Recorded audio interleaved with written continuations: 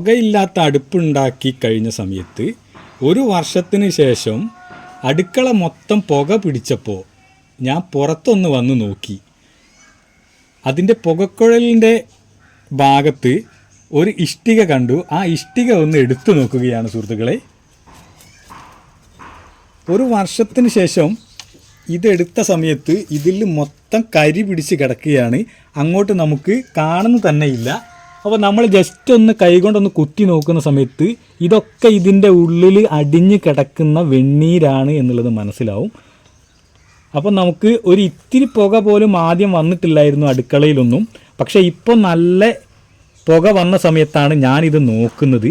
അപ്പോൾ നമുക്ക് ഇത്രയും കരി ഇതിൽ പിടിച്ച് കിടന്നത് കൊണ്ടാണ് അടഞ്ഞു പോയതാണ്. അപ്പോൾ ഇത് ഫുള്ള് റിമൂവ് ആക്കുകയാണ് നമ്മൾ ചെയ്യുന്നത്.